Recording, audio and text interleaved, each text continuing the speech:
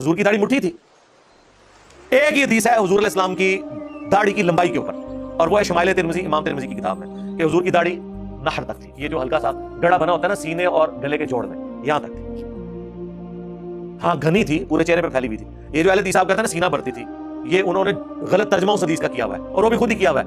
इनके अपने उलमा दारुल इस्लाम ने किताब छापी है, आयना जमाले नबूवत सल्लल्लाहु अलैहि वसल्लम। पाकिस्तान लेवल के इनके बड़े मुहद्दिस हैं अब्दुल सत्तार हमाद, उन्होंने उसका तर्जुमा किया हुआ है। उन्होंने बकायदा तर्जुमा उसका किया है, लेकिन उन्होंने बड़ी दरमियाना सा कर दिया। उन्होंने कहा हुजूर की दाढ़ी सीने के इब्तदाई हिस्से पे फैली हुई थी। देखो जोर एहतियाती की थी ने, एहतियाती तर्जुमा किया है, सीने के इब्तदाई हिस्से पे फैली हुई थी। तो पहला तो झूठ आपका पकड़ा गया, सारे हदीसों को आपने पढ़ाया हुआ है कि सीना भरती थी, गलत हो। सीना का इब्तदाई हिस्सा केड़ा होता है जी, ए इब्तदाई हिस्सा। अब आम आदमी तो समझेगा सीना तो यहां तक जा रहा है, इब्तदाई हिस्सा, ये तो लफ्ज ही नहीं है। सीना सदर को कहते हैं अरबी में, वहां है नहर। ऊंट को कहां से नहर किया जाता है? उसके निचले धड़ और गर्दन के जोड़ से। फसल्ली लिरब्बिका वनहर, नहर का लफ्ज अरबी में, कि हुजूर की दाढ़ी नहर तक थी। नहर ये मेरे कई बाल मुट्ठी से ज्यादा है, मैंने कभी भी नहीं दाढ़ी काटी अल्हम्दुलिल्लाह। हालांकि चंद बाल काट सकता हूं, लेकिन नहीं, ठीक है, क्योंकि मैंने शुरू से कभी काटी नहीं है। तो जो लोग शुरू से नहीं काटते, अक्सर की दाढ़ी मुट्ठी होती है, चंद एक की बढ़ भी जाती है, लेकिन ज्यादातर इसलिए। तो नबी इस्लाम की अल्लाह ने बढ़ने ही नहीं दी। इससे पता चला कि नबी इस्लाम की जो दाढ़ी खूबसूरती की इलामत थी।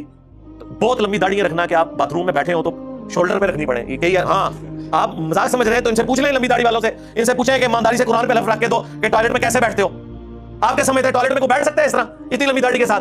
वो जाके नीचे लगेगी, वो फिर दाढ़ी उठा के इधर साइड पे रखते हैं, ये गिरा दे लेते हैं। और वो हदीस लादा से है कि नबी इस्लाम ने फरमाया जिसने दाढ़ी को गिरा लगाई उसने मोहम्मद पे नाजिल करदा शरीयत का इनकार कर दिया। जी सुनन नसाई के अंदर हदीस मौजूद है, मिशकात के अंदर ये मौजूद है। और गिरा लगाना सिर्फ ये नहीं, गिरा लगाएंगे अंदर जो फोल्ड कर रहे होते हैं और ऐसे खींच के लंबी कर लेते हैं, वो भी गिरा लगाई हुई है। तो इसकी काट लो ना यार।